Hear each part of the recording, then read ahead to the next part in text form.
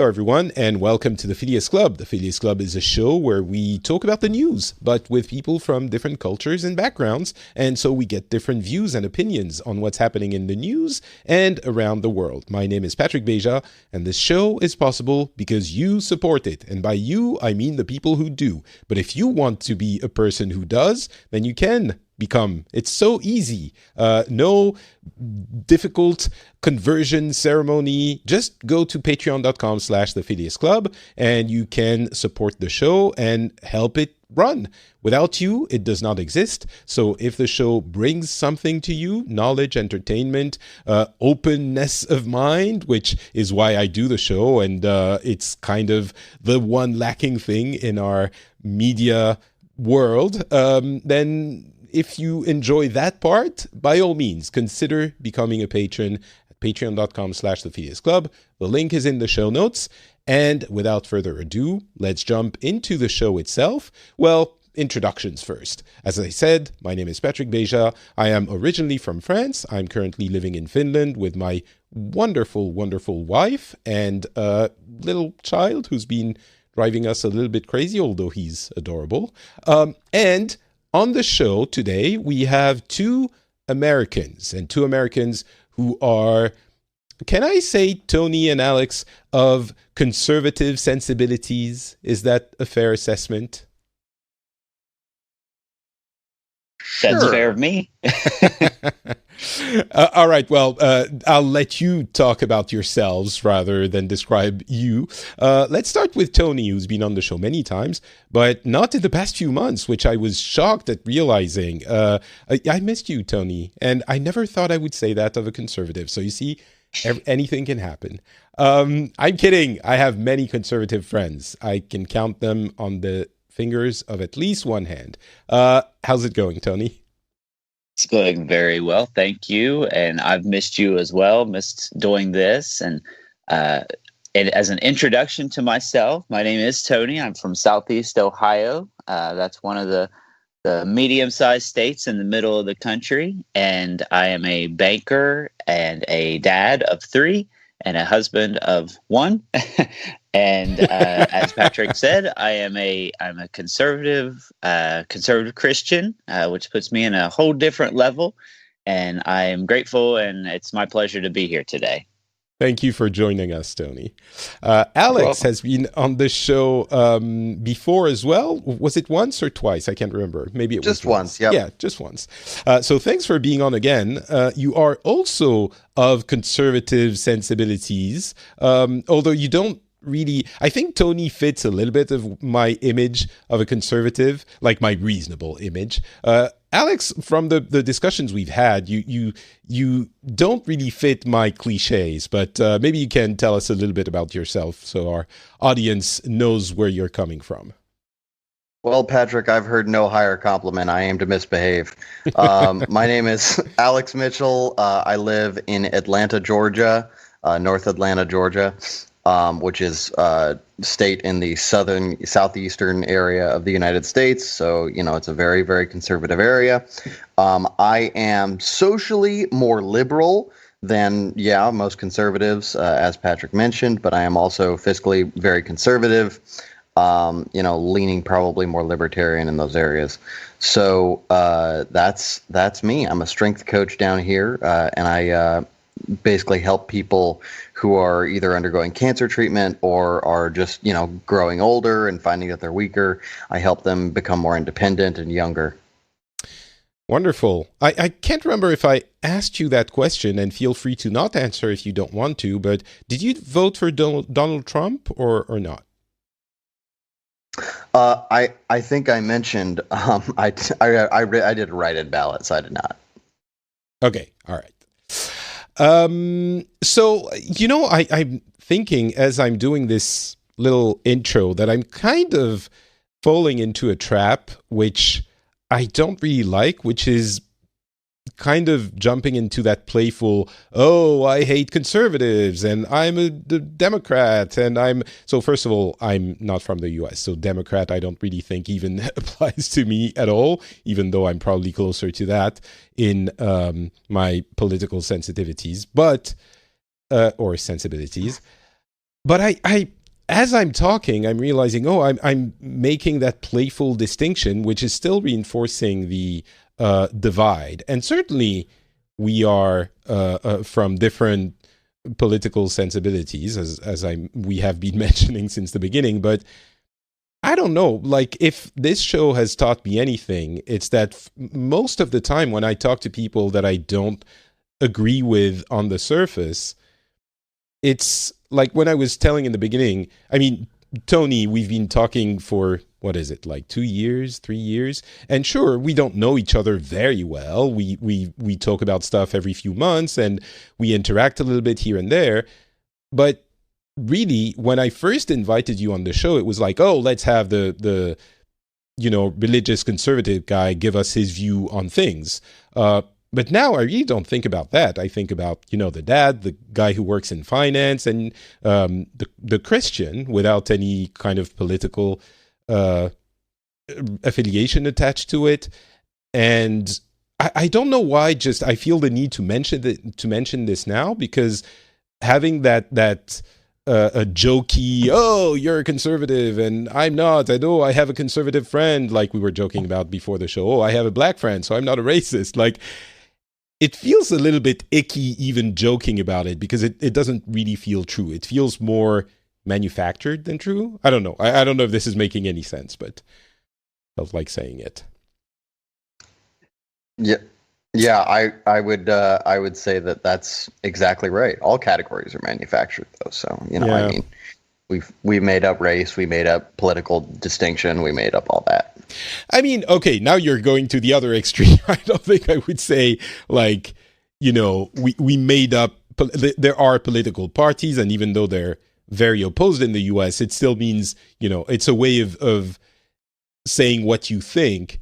But it's just, I guess, in maybe going in the direction you're going into, it feels like when we say these things, we classify humans, which is, I guess, what you meant. I guess what I'm saying, though, is that if you're, say you're in high school, it's super easy when you put it in these terms. You're in high school and you're a jock, right? So you play sports and you do all this stuff and you're cool and the popular girls like you and all this kind of thing. But you also play video games, right? This is circa like 1980s, 1990s. Well, then you're kind of a nerd too. But we only have that dissonance because we made up those categorizations. You can be both a jock and a nerd in the same way that you can think about and that you can agree with conservatives and liberals on different platforms. Like, you can take a little of both. It's not illegal. It's funny, the jocks, geeks, cheerleaders things is a cultural thing that has permeated the whole world, but I really feel that is a very American thing. Like, of course, you have categories of people, everywhere, and there were more popular and less popular people in my high school as well, but it was not divided like that, like, not at all. So yeah. Anyway, yeah, go ahead, Tony. Well, I was going to couple things. First of all, the jock cheerleader thing, that's going to depend on your high school a little bit. I went to a very small high school, and it just wasn't like that. It definitely wasn't like the television shows, which of course take everything to the extreme. But secondly, got to remember, Patrick, we're the best of the people. There are certainly some people out there that, because you're a liberal or I'm a conservative, would definitely not want to sit down and have a conversation with me. So, but maybe more people like us will become like us through this show, and that would be a good thing. I have a question for you, Tony. How many people off the top of your head do you think you could name who are of that ilk, both Democrat and conservative, who would just not sit down with another? Now, keep in mind, I live in a very rural part of Southeast Ohio, so 90% of the people that I encounter on a daily basis in real life are very similar to me. And I will also add a caveat to what I said. By appearances, that's the way it goes, at least from the things that some of these people say online. Now, of course, they're saying things online which amplifies their emotions. But so I don't know very many people that wouldn't sit down at a conversation with me in real life, just because most of the people I'll always agree with me. Not always. Sure, But sure, sure. do you Tend to think agree some with of me. them? Do you think some of them would refuse to sit down and discuss with a Democrat, a more liberal person? Yes, Okay. 100%. Hmm. Well, not 100% of the people, but Right, right. 100% there are certain ones. Yes. Who would just refuse to have a conversation? Yes. Wow. Okay. Maybe we should do a Interesting. special on that at some point. It would be interesting Yeah. for you to describe those people and how they live or how you perceive they live. That would be an interesting one. But that's not the conversation we're going to have today. As you saw on the title of the episode, this is another kind of checking in with the U.S. Conservative edition, because you both are conservatives, and I again have a certain image of what is happening in the U.S., and it's not an overall flattering one, especially on the federal level. This has been informed by a lot of things I've been reading online, discussions I've had with friends, and it's kind of passed through a filter, but everyone's perception of reality is passed through a filter, so that applies to everyone. But I think my understanding of what's happening in your country is kind of probably shared by a lot of people outside of the US, and I'm guessing a decent number of moderates on both sides of the political aisle in the US, within the US as well. And I'm curious, I'm not going to speculate on what you think, but I'll tell you how I view things now, and you'll tell me that, if you have a different view on it, because I'm very curious to know what the people on the right side of the political U.S. think of all of this. And we had a checking in with the U.S.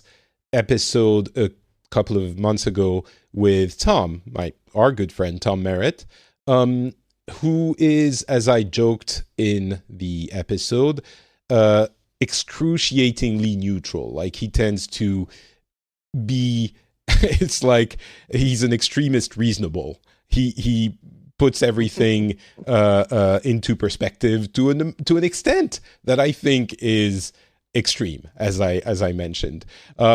But that and other things have kind of informed my view on it, and of course the news that I see everywhere, including US sources and European sources. And so, to get to the crux of it, my understanding, if I want to summarize the entirety of the situation, is that the states have been in charge of a lot of things and have mostly been doing acceptably well.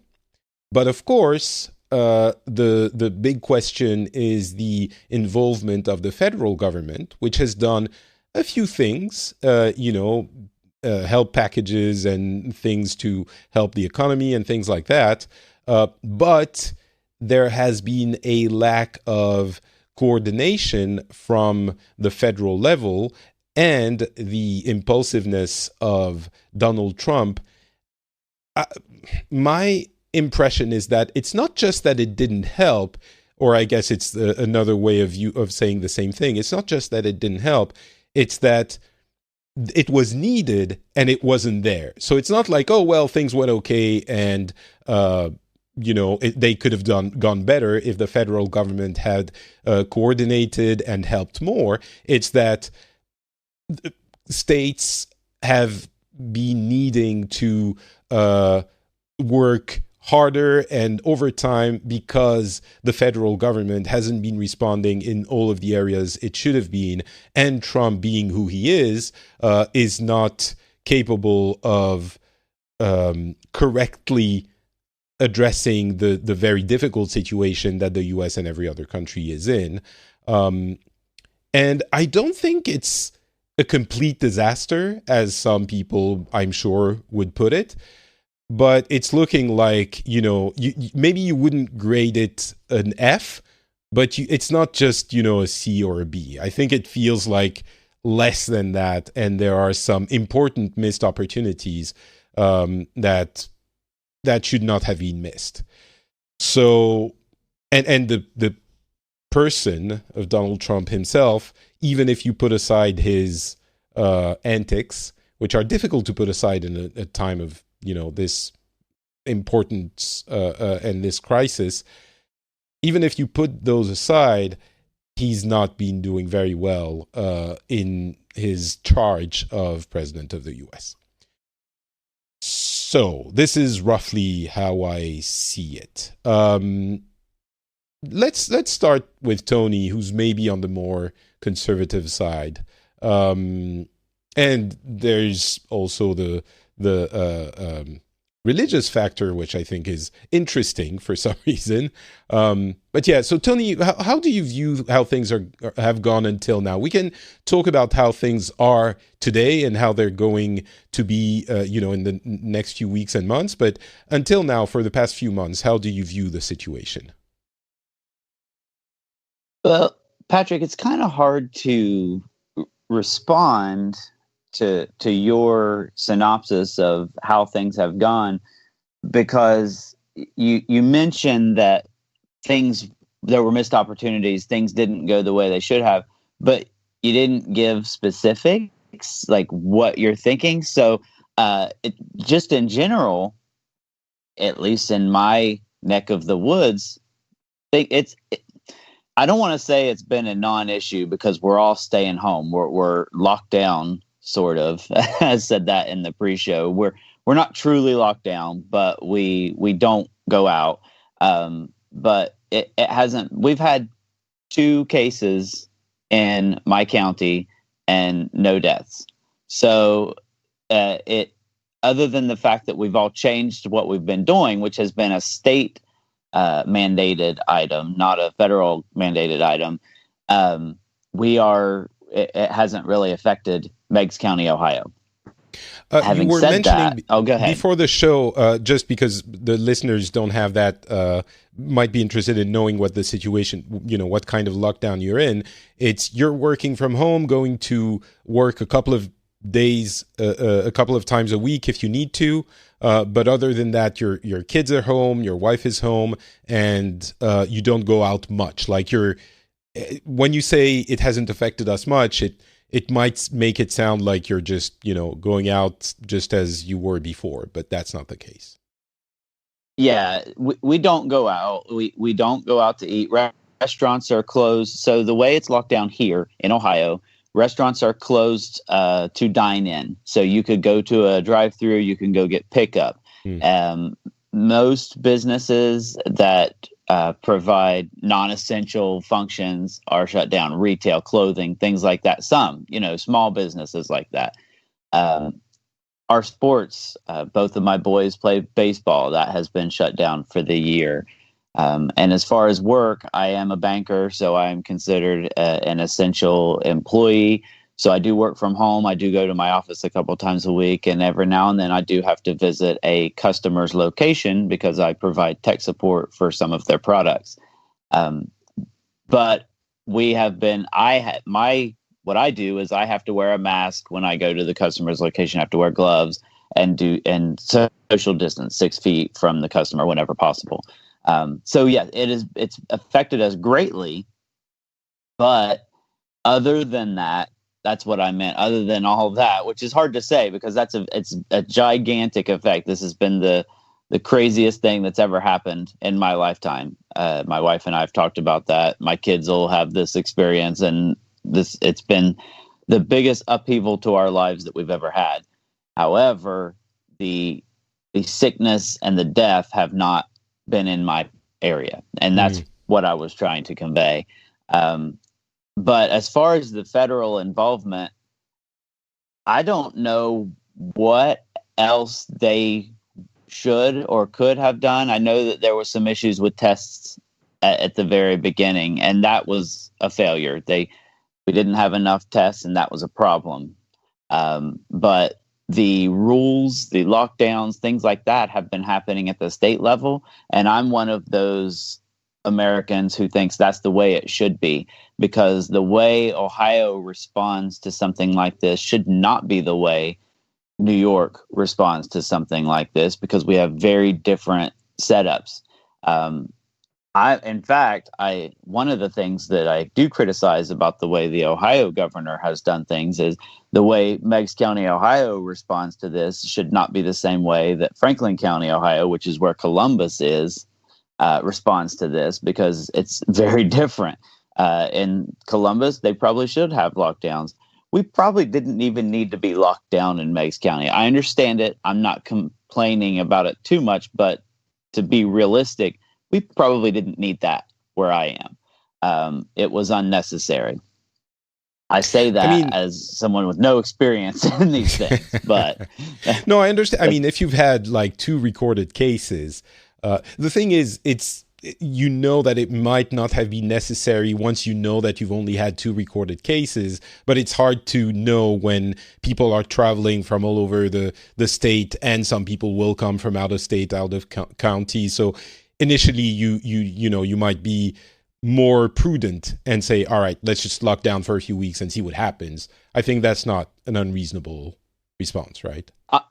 Absolutely. I never thought it was unreasonable. Right.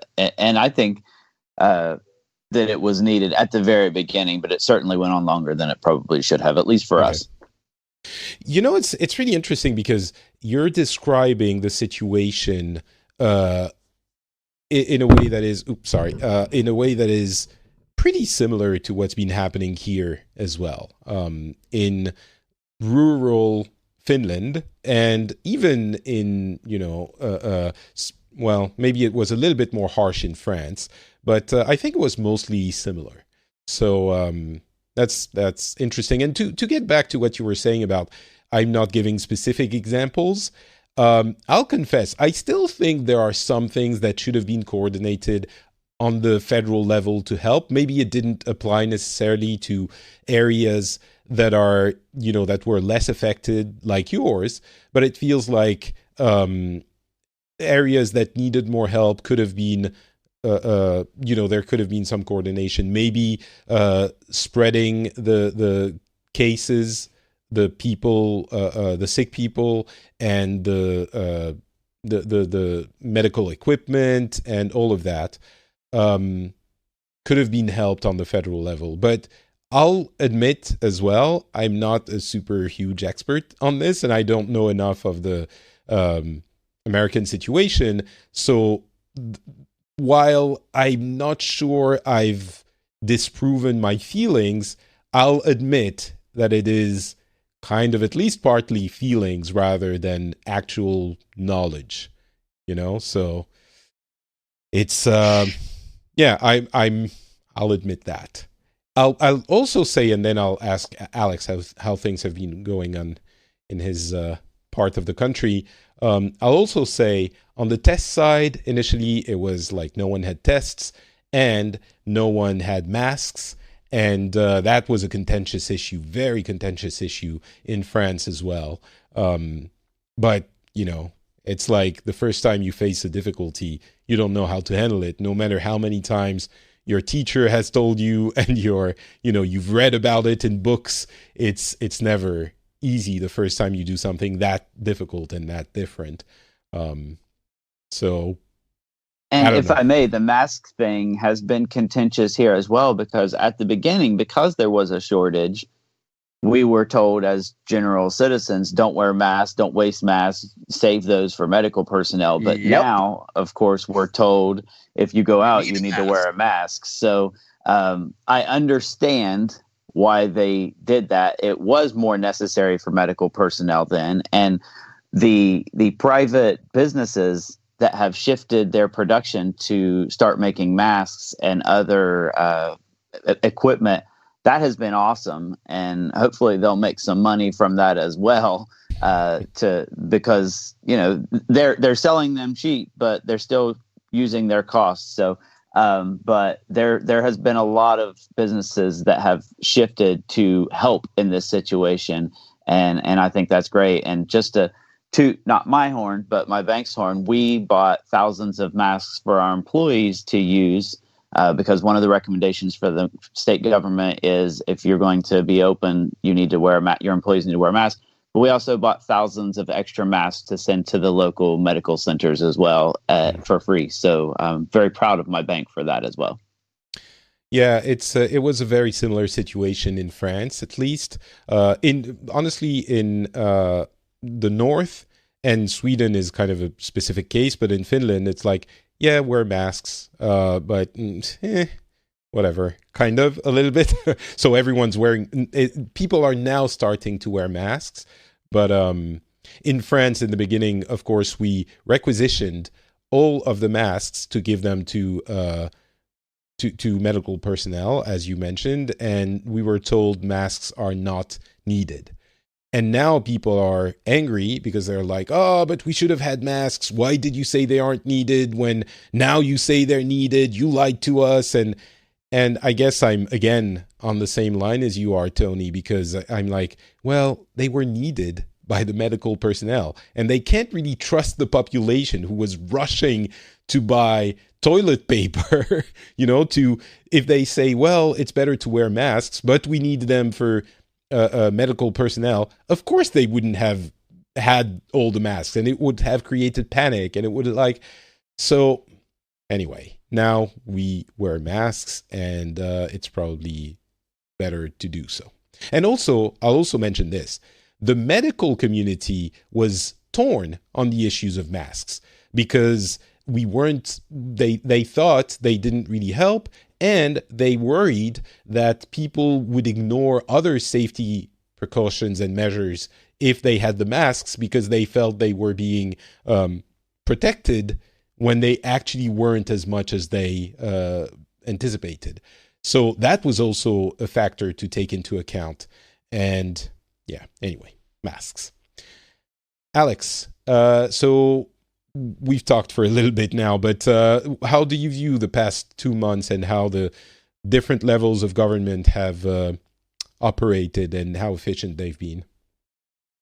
Yeah, I really couldn't agree more with Tony as far as it goes with the state-by-state activation of procedures.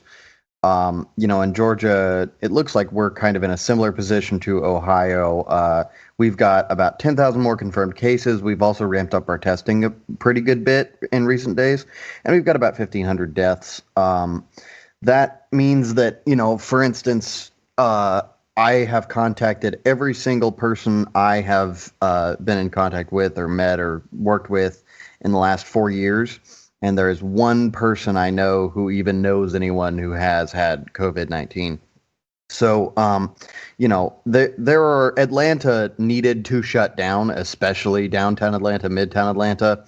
But, certainly rural areas in the state, and that's the majority of the state, by the way, Georgia and South Carolina, Alabama, they're very large land masses, obviously. And most of the inhabitants live in, maybe not most, but most of the area is taken up by rural inhabitations, right? Rural towns, rural cities that are not very large and probably don't need to really shut down, at least not for a long period of time. So, I know that there has been so much dissonance about how Donald Trump is handling this and how the states don't know what to do. And to some degree, I think that, it's a really crappy time to be a governor of a state right now because you sort of damned if you do, damned if you don't. But you couldn't have the president of the United States making this autocratic declaration that the whole country needs to shut down because the Northeast is losing their shit. I don't think that's what people were expecting or calling for. I don't think people were saying the reason I say that is because there's about 80,000 deaths in the entire United States, and almost 40,000 of those happened in New York, New Jersey, Connecticut, New England, that kind of area. So, if you look at that and you say, okay, the vast majority of the United States surface area is not experiencing, massive breakouts and massive hotspots, then in what way did we handle this, really poorly? Other than, New York having 21,000, almost 22,000 dead. Yeah. I mean, the fact that an area is less densely populated, of course, helps a lot, but it doesn't mean that there can't be an outbreak there as well, because we still travel. There's still, so precautions, some kind of precautions do need to be put in place. And you if did you see have that. testing and You see that in California, right? California did a pretty darn exquisite job of shutting down, and they have larger population centers, I believe, than New York City. Certainly a couple of them, and they have not experienced anywhere near. I mean, they are a tenth of the deaths from the virus that New York experienced. Well, yeah, I mean, it's kind of when you see what's happening in your front, your neighbor, then you realize, and then you can do it. The reason why we have very few deaths in Finland is because, well, first of all, there's less population density, but also it took a little bit, just a week longer to get to us. And by that time, we had seen everyone starting to shut down mid-March, so we did it as well. But California shut down early. They shut down very early, and New York took a very long time to shut down. Did California shut down before New York? You might get someone to fact check me on that because I'm not positive. But certainly, if you're looking at where this thing came from, if you were looking at it at vectors from China, then I would expect that to hit California very early on, at least on a timetable. But regardless of that, I'm almost certain that California shut down before New York, and they were very aggressive in their procedures. The minute this was made political on the left, it's more harder. It's more like they want to, or almost like overcorrect. On the right, it's almost like undercorrect. But because the governor of California, I imagine. Actually, I haven't checked, but I imagine he is a liberal-leaning person. Yes. At Gavin Newsom, he did go ahead and shut down the entire state pretty harshly, and he has been rewarded for it, and that New York is making a fool of themselves, and California is not. So, what do you think of the? It's difficult to take it as fact, but what we're seeing here, as always, is a very fractured conversation and debate between the two camps, as always, and we're hearing about the most extreme views in both camps, which I often mention, but it seems like the least reasonable is often on the right side. I'm sorry, guys, for saying it, but that's how I feel. It very well might be because you just hear about them more, but they're still a tiny minority. But yeah, that's what's in the news. But I've got people who are all they watch is CNN, all they read is the Times, and they are scared to come out of their house in Georgia. They are scared to come out of their house until the end of July. And that's just as unreasonable as someone saying, I'm not going to wear a mask because it violates my free right of, whatever they say. It's just as insane. It's just maybe more socially okay to be that kind of insane. Well, I mean, I don't know the thing about this pandemic. The pandemic is real. So I'm not saying people who don't want to get out of their house in Georgia, it depends where they live. If they live in a big city, they might be justified in saying, I don't want to catch that thing. Well, but even if they do live in Atlanta, right? Let's say they live in downtown Atlanta. The entire state has now, I could be wrong about this, but everywhere is allowed to be open because our governor gave a declaration that superseded any other city's ability to shut down. We were the first state to open up, and again, our death total has remained small. We're at 1,460 now. That's a lagging indicator, so it may well be that we get another spike. But so far from the data we have available right now, it seems like it is okay to practice social distancing. Maybe you don't want to ride MARTA, the subway system here. but you can go and carry on about your business if you need to. So you It is mean not when you say necessary to stay going in your out, house.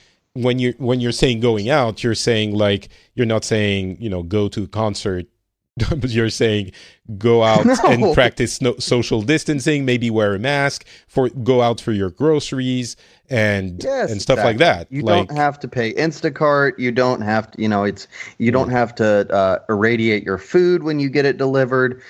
Probably don't go to a concert. Probably maybe I don't know about going to restaurants at the moment.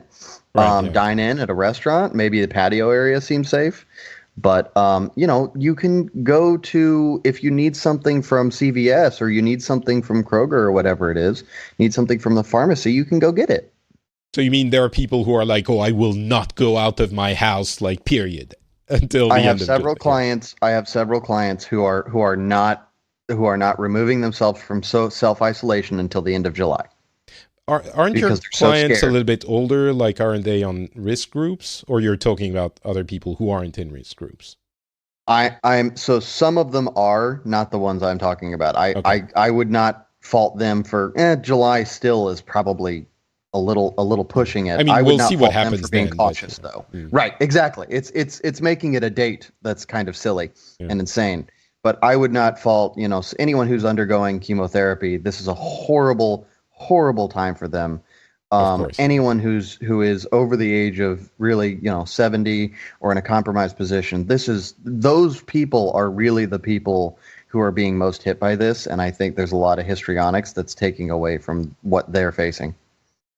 It's funny, every time we have these kinds of conversations, we end up, and I'm including Tony in this, and I'm starting to sound like a broken record, but mostly we agree on most, on most of it. Like the situation you're describing is pretty similar to what we're getting now in France and what we're heading towards in Finland. And in France, things have not been going great. We have a lot of deaths, but even then, I think the situation we're heading towards is, well, we're probably not going to really see the end of it until we have a vaccine, which is at the earliest a year and a half away.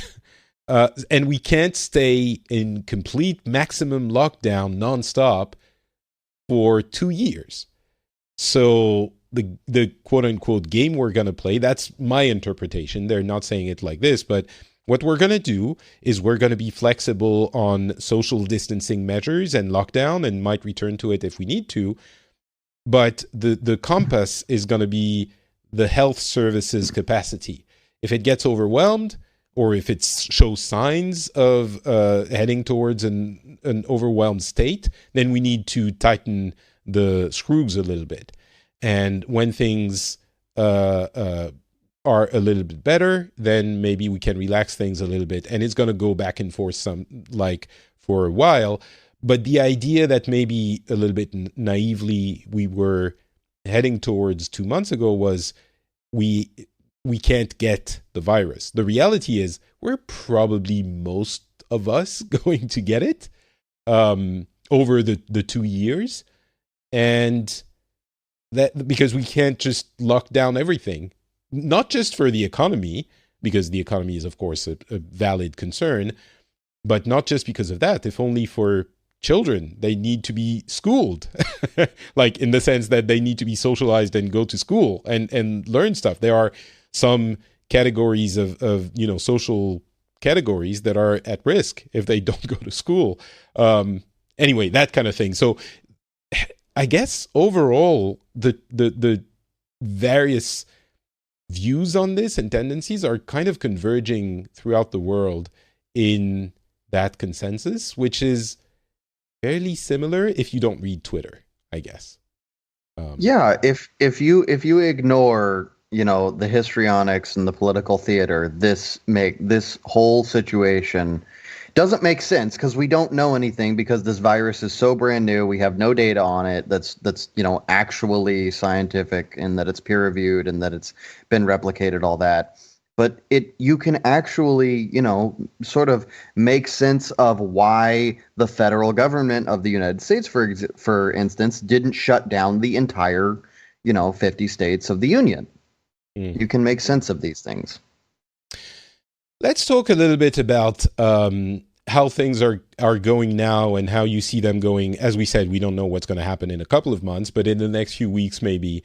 And Tony, you were saying earlier that your church is reopening with social distancing measures, these kinds of things. How are things going now in the next few weeks? Well, like you said, things are slowly reopening. My church, they shut down pretty early in the process, and we've been doing online church on Facebook or YouTube since then. Last Wednesday, we opened back up, and every other row is closed off, and they're trying to keep a couple of seats between each family unit there. It's going well. I wasn't sure what to expect the first time back. We have a church of under normal circumstances about 400 to 500 people. And I wouldn't make a guess at how many showed up. I'm terrible with estimating numbers like that, but I wasn't sure what to expect. I wasn't sure if it would be a ghost town or if it would be packed just because people were ready to come back to church, but it was somewhere in the middle. There were some people there, quite a few wearing masks, but there were a lot of people absent. So, and any church is going to have its share of congregation that's in the high risk category, the older people, stuff like that. So there were a lot of older folks at the church didn't show up, but a lot did. So my kids were very excited to get back. Of course, they opened, but they didn't do our children's program. They're still not doing the children's program yet. I think they're going to start that back up in a couple of weeks, but they're easing back in is the point. They didn't just open the doors and say, come on in, give everyone a big hug.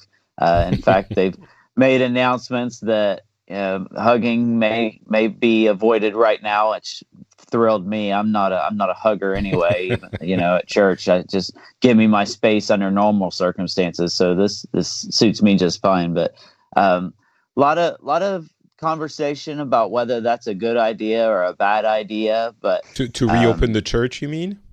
Yeah, not the hugging thing, but the reopening of the church. Hugging is probably a bad idea. Well, anytime. But better than a handshake. Yeah, I'm a fist bumper. Me too. Under any circumstances. Me but too. But yeah, I haven't heard a lot of people saying the church is reopening are a bad thing.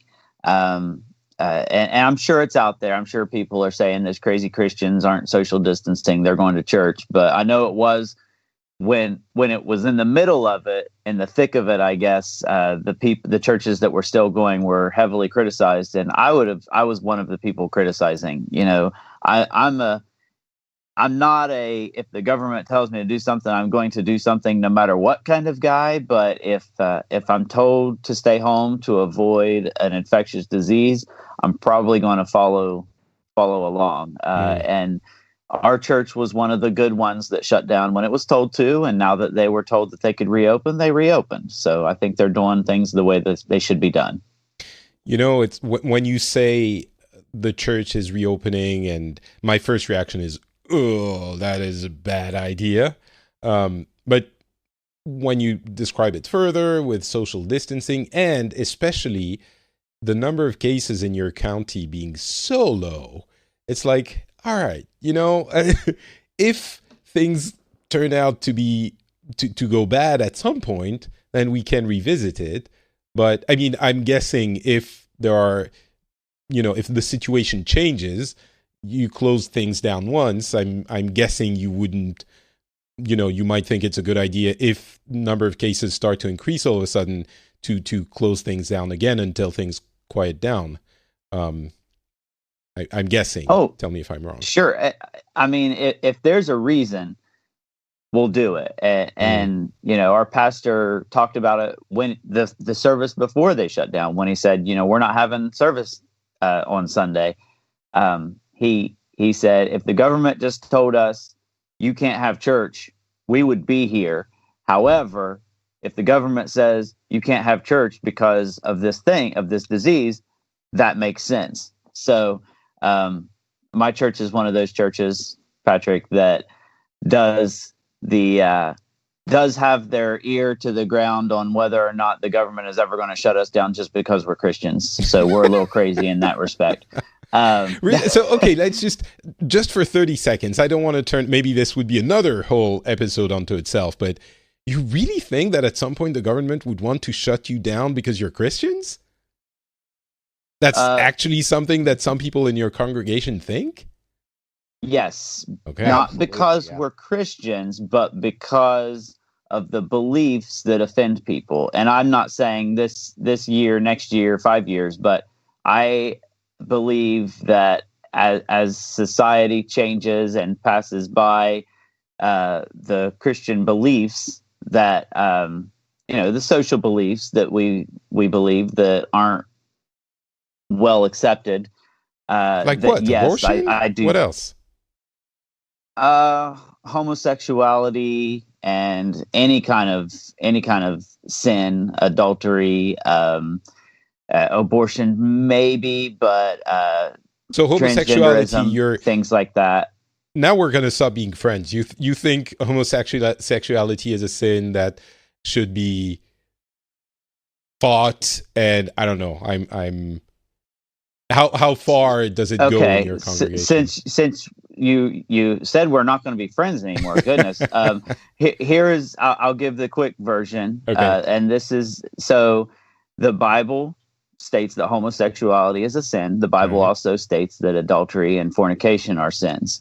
The church my church does not go out of its way to condemn homosexuality, but it does not accept, it doesn't say sin is okay. Everyone's okay. No matter what you're doing, you're fine. You're going to heaven, because that's not what the Bible says. Okay. I'm a guy that if you're going to say you believe the Bible, you need to believe the Bible, not pick and choose and say, well, no, I don't like that. Having said that, a homosexual or an adulterer or a fornicator, they're welcome to come to the church, but they might hear the pastor say, the Bible says homosexuality, fornication, and yes, what you're doing is not what the Bible says, and it's not the path that leads to heaven. Now, I am a little different, probably from the rest of my church, in that I'm a little bit libertarian on homosexual marriage and things like that. I think the government should be out of marriage altogether. Okay. So okay. All right. We're not going to dive into that, but what you said doesn't overly shock me, because I was like, if that's what the people who come to the church believe, everyone believes what they want, kind of. If you don't, we're not going to dive into the question of homosexuality, but it seems to me that sometimes religious beliefs influence, would you go out and tell people who are homosexuals that they're sinners and that they shouldn't be homosexuals? Or do you just... No, but I don't go out and tell people that are shacking up that they're sinners and shouldn't be shacking up either. Well, and forgive me if I misunderstand, but it's the Bible also talks about judgment, and that's not for any mortal man to make. So just as much as it might not be, I'm going to shut it down, because we're going to dive into very interesting theological conversations about what the Bible says. In the midst of a global pandemic, right? Yes. If we want to figure out what the Bible says, I think we're going to be here a while. More clever people than us than me have tried. But I appreciate the clarification on those beliefs that you mentioned, Tony. So thanks for explaining that. The point was, if we say those things, that is where the concern about getting shut down lies. right? Because that's already the case in some places. It's considered hate speech, and that's where that was. That was how that whole thing got Right. started. Yeah, I think it depends how far you take the homosexuality as a sin thing, and I'm guessing in the U.S. it is a little bit more. So let's just quickly show what the show is about, and I'll tell you how my stance is on that. What my stance is on those things.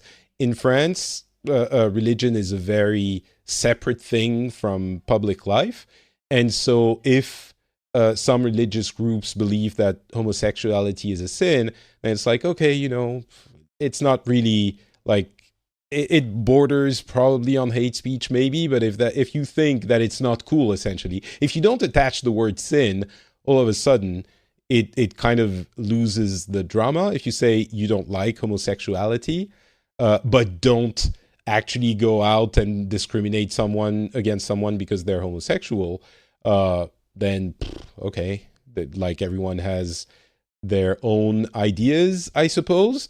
The hate speech barrier would be I don't know what a sin means, because if you don't believe in God, then someone who says, well, if you're homosexual, you won't go to heaven, doesn't really affect you, right? Or if your belief is that, well, it's a little bit more nuanced, God loves everyone, and in my belief, homosexuals can go to heaven, then okay, you believe your thing and I believe my thing, and it doesn't really, if you don't go out and I don't know, it's a complicated topic which I probably shouldn't have driven us into. But I don't know if what I'm saying makes sense to other people, but it kind of makes sense to me. And what I'm getting at, to get back to your fear of being shut down by the government, Tony, in France, I don't think that would be a concern because things are already very separate. And I don't see how it would be like, unless you go out and proactively discriminate, which I'm guessing you don't do. Don't you? No, and Like if someone came to your bank. Oh, sorry. Go ahead. Well, what you were saying, I don't know, and they're out there. I know they're out there, but most Christians I know, even if they believe that something is a sin, we'll just say something is a sin. We don't have to be specific. If they believe a sin is a sin, and that person walks into their business, they're not going to discriminate against that person, and that is probably a misconception that most people have. Most people look at a Christian and think this thing is a sin, therefore they're discriminating against that person and therefore they're bad. And the truth of the matter is, the vast majority of the time, that person is not discriminating against a person. It doesn't come up in everyday life, whatever sin it is. However, if the preacher is doing a sermon and he talks about a sin, it may offend somebody that practices that sin, no matter what the sin is. And that's the concern. I think the way I look at it, and I think the way I understand it to de-dramatize the thing, is smoking is bad. And if you smoke, then it's probably bad for you. But I'm not going to club you over the head for it. And obviously, I'm, doing that comparison, which is absolutely not the same. And the fact that sexual orientation is not a choice, as I believe, is important in that conversation. But if the attitude is comparable to, well, you shouldn't smoke, all right, I don't know. Slippery slope, and I'm sure I'm going to get some very angry reactions to this whole conversation. Strayed from the topic a bit, I think. Yeah, a little bit. But just a bit. It's the idea. The reason I wanted to dive into it is that the idea that the government would want to shut down your church seems crazy to me, Tony. And I'm sure a few people, at the very least, in outside of the US, hear this and are like, wait, what? Why? And so I wanted this explained a little bit. So that's why I dove into it. Well, let me ask this, Patrick. Does the idea that, and we'll have to use homosexuality in this instance because it makes the most sense. Does the idea that if someone made a public proclamation that homosexuality was a sin, does the idea of them being fined in Canada or the UK make sense? The thing is, the US is so religious that making that kind of proclamation might be equivalent to doing some kind of harm. If they do it in France, everyone will be offended, and maybe it would be, considered hate speech, but saying it's a sin relates to religion. And if some people, a lot of people in France aren't religious, so it doesn't really affect us. It's like, oh, it's a sin. Okay. It's like saying homosexuality is blue. You're like, oh, okay, fine. And even the people who are religious, I think, would just say, well, I don't subscribe to that belief. Obviously, it wouldn't go over well. I'm not saying, oh, it would be great, it would be fine, no one would care. But saying it's a sin doesn't change your worldview in the way that it would in the US. Does that make sense? Yes, but the point that I was making is, as the country becomes more liberal on those topics, the hate speech idea comes up, and that's where the concern lies. And I just want to say that this is Patrick's fault that we derailed, not mine. Yeah, Tony did try to avoid it. I'll vouch for you there. All right. I think that Americans are very, just before we put it to sleep, I think that Americans are very worried about government overreach in general. We've got it in our history. We've got a lot of that going on. Well, to be honest, I will agree, Tony, that I can see how this would be considered hate speech and, fined per instance. I think it would need to be it's a far cry from closing down the church, right? That's where I would stand on this. Fines, multiple fines maybe, but closing down a church, it would need to be a really, significant departure from, I don't know. All right. And that's why I said we're not there yet, but maybe in the future. Oh. Okay. Yeah. With maybes, you can do a lot of things. Okay, so anyway, the church reopened with those social distancing measures. The kids are going back to school, correct? No. No.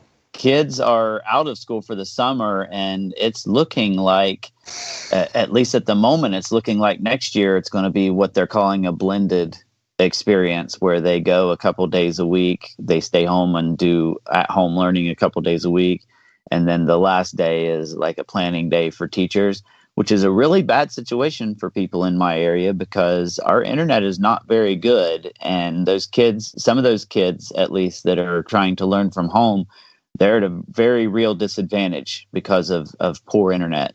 And that is a concern. Tony, if only you had a governmental infrastructure program that would have brought the internet to everyone as it did for electricity and transportation. That would have been so cool. And that's the only governmental infrastructure program that I want. No, I'm kidding. No, I think I think there is. I don't think anyone's going to disagree from this crowd on that point. We are a techie crowd. Yeah, that is. Yeah, fair. But you're not gonna... it's interesting because this situation does show why these kinds of infrastructures are important. Like, imagine some houses didn't have enough electricity to run more than a couple of light bulbs. It's the same kind of situation, but I doubt the U.S. is going to have any kind of governmental program to develop internet infrastructure, even with all of this. But yeah. Oh, I don't know. I mean, this has definitely changed the political landscape. I don't know about that particular topic, but it's definitely changed what Americans are talking about as far as what the government ought to do, needs to do, shouldn't do, etc. Really? In what way? Well, I know that from people who I talk to on the Democratic side, Medicare for All is a big portion of their, of that conversation now, whereas it was before? Not. No, it was more of a radical viewpoint for that conversation, and now it is seen as something that maybe even a moderate Democrat would vie for. I think on the right, it's a little hard to sift through the noise, but I would say that there is almost no way that this does not affect the landscape of the 2020 election and what is talked about, what points are talked about. Interesting. How did things change on the conservative sides from what you're hearing? Tony, have you noticed anything? I haven't noticed a lot of shift in most of the political opinions. I do agree with Alex, though, that the 2020 election is going to be heavily impacted by this. Trump's in a real bad spot right now because his big strength was the economy, which is tanking. Obviously, I can't blame him, although a lot of the talking heads are blaming him for the economy. But if he opens it up, they're going to blame him for any kind of outbreak that comes back. So he's in trouble. I think he's in a bad spot. And it doesn't help that he's among a great many things that he is not a good communicator. So it has been difficult when when there are miscommunications such as healthcare, insurance companies are going to cover all testing or cover all expenses for coronavirus, and then insurance companies come out the next day and say, no, we're not. Those kind of things really did hurt the position. Is there any? Okay, I'll ask a more general question. Do you guys think that someone else, maybe Hillary Clinton, if we play revisionist history, would have handled this better than Trump, or not?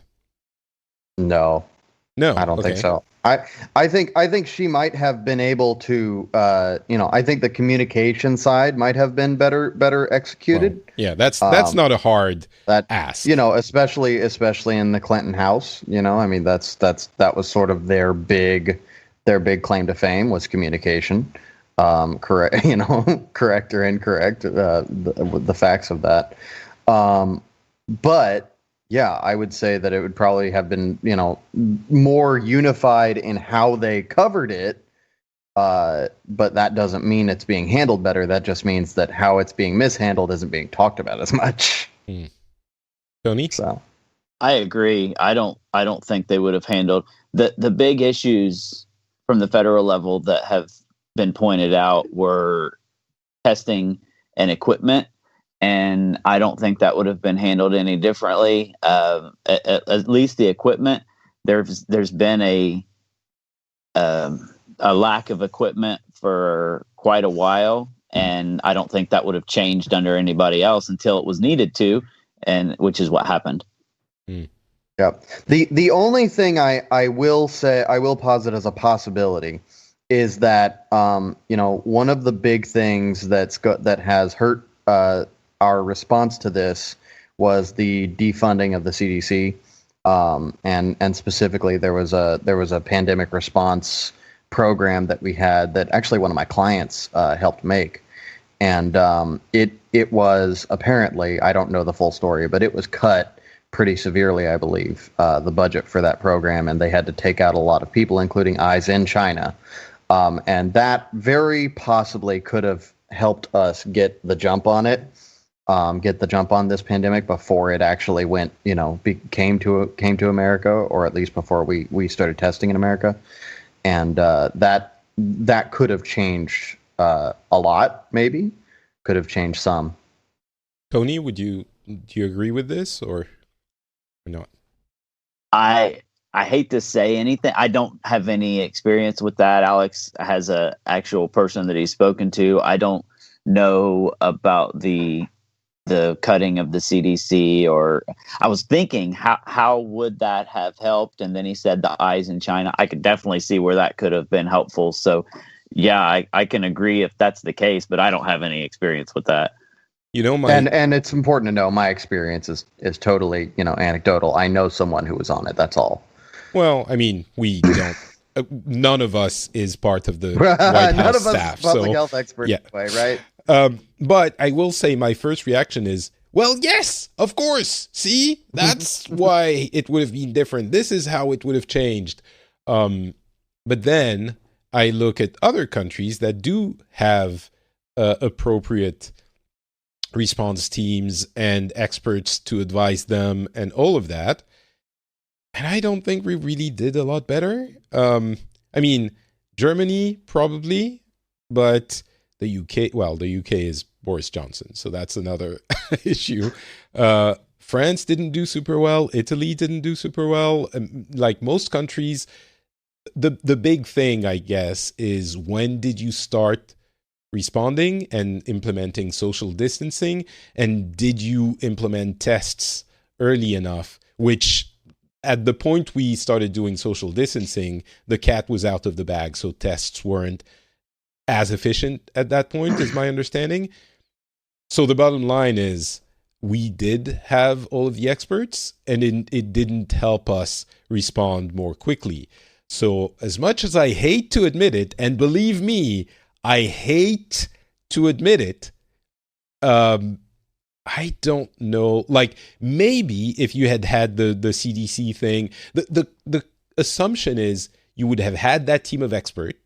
They would have made a recommendation, and the political decision makers would have followed that advice. And it seems like an obvious enough way of doing things. But that's not how it happened in any of our Western countries, because we weren't used to, like, literally a week before we implemented the lockdown in France, or 10 days before, the president was going out to the theater and telling people, oh, we should not stop living and we should go out to the theater and stuff like that. And it's not that he's especially more dumb than everyone else. Like, Trump is in a special category on his own, but like every leader in the Western world did it. I think my only explanation is because we had never dealt with this and we didn't realize and we didn't understand, even though we read it in all the books and all our experts told us that, and it turns out they were right. It's just that you have a million experts telling you doom all the time. I don't know. It's like the bottom line is... Can we do a fun thought experiment? Can we imagine a world where Hillary Clinton wins, this all happens, and she, is doing the exact same thing Donald Trump is, which is that she's, running a big re-election campaign. The economy is going just as well because the president actually has very little to do with that stuff. And let's imagine this possible world where she doesn't shut down everything because that's, probably the most reasonable way to go. And if you do, you're kind of taking an autocratic step. And then the Republican platform is Hillary Clinton is responsible for all these deaths because we didn't act fast enough. We didn't have the things in place. And the Democratic platform is, no, we should have, we acted properly and all this kind of stuff. This, again, I hate to say it, I can absolutely see how this is exactly what would have happened. So I think that's a really interesting thing to think about. I don't know how valid. I think you're right that it, not because it would have been an autocratic thing, but the more I think about it, the more I understand that a federal order to shut down the entire country, again, I still think there would have been some coordination, help, any, stuff needed, and not let the states vie for themselves and decide for themselves. but recommendation stuff, something. But I still think it wouldn't have been necessary to shut down the entire country. And I don't know that anyone thinks it would have been, but I'm guessing Clinton, if she had been elected, would have not shut down the entire country because it was reasonable, not because it was like this fantasy, it's the government overreaching and it's an autocratic move. It's, she would have done what was needed. And I can totally see the, conservatives, the Republicans saying that it should have been handled differently and that government doesn't work and all the usual arguments. And sure, that the argument probably would have taken on a different flavor of like, the government is too slow to react in this case, and that's why we need, et cetera, et cetera. Tony, do you want the last word on that thought experiment? Because we have to get out of here at some point. I agree. Well, once again, we're all in agreement. Alex takes the agreement cup that you can bring home and be proud of. Are you going to ship it to me? Or am I paying shipping? You'll get it when things reopen. So in about a couple of years, because I need to have it made. Right. All right. Well, thank you very much for that conversation. I think it was a little bit. It went all over the place, but it's the kind of thing that happens when you sit down at a virtual table and talk about stuff with people. It's a very different conversation from what happens on TV or on social media. And it's a pretty healthy conversation to have. And as I always say, even if we still disagree on many things, and God knows we do, or on some things, maybe not on many things, it's interesting to see that we can have these kinds of conversations and not hurl insults at one another. So that's a low bar that we cleared. Thank you very much to both of you. Where can people find your stuff if they want to hear more from you? Tony, your Twitter account maybe? Sure. My Twitter account is at Tony Staley, TonyStaley. And that's the best place. I'm somewhat active sometimes. I'm always there, but I only post. I post randomly and sporadically. If you want sports talk, then probably the Tony's account is one you will enjoy. There's a lot. Not right now. Not right now. That's true. Not a lot of sports going on, huh? There are like virtual tournaments and video games and stuff, but I'm guessing that's not as exciting. I had to watch a cornhole tournament last Saturday, Patrick. Do you even know what that is? I have no idea. Is it like hauling corn? No, it's it's like a beanbag toss. It's are you horseshoes? Have you seen horseshoes at all? You mean like the actual object, a horseshoe? No. Okay, no. He doesn't know anything, Alex. Oh no. You need to come on down south a little bit. We'll teach you. We'll learn you. Once this whole affair is done, I will make my way down there and learn all about the horseshoes and cornholes. Cornhole. Hole. It's even worse than you think it is. Yeah. Cornhole. Yep. I'll Google it later. Alex, what about yourself? My company now has a Facebook page, so you can find me at Alex Mitchell SSC on Facebook. You can also find the company I work for, Medical Empowerment Center, at Stronger with MEC on Facebook. You can find us at MEC for Life. That's our website, www.mecforlife. And let's see, you can find me on Instagram at A Mitchell Coach. A Mitchell Coach on Instagram. Perfect. Thank you very much to both of you. For me, it's Not Patrick on Twitter, Facebook, and Instagram. It has stopped snowing. It was snowing today for like 2 hours. I was not happy. More than 2 hours. I guess not. Oh my God, I was very unhappy with Finland. And I let it know that I wasn't happy with it. But now it's sunny and wonderful, so you can see that on Instagram. And if you enjoy the show, you can go to Patreon at patreon.com/the Phileas Club and support the show. Please do so if you like what we do. If you get something out of what we do, even if you don't like it, that is possible as well. And so the link is in the show notes. Thank you very much to all of those who do. And we will talk to you again in a few weeks. Bye.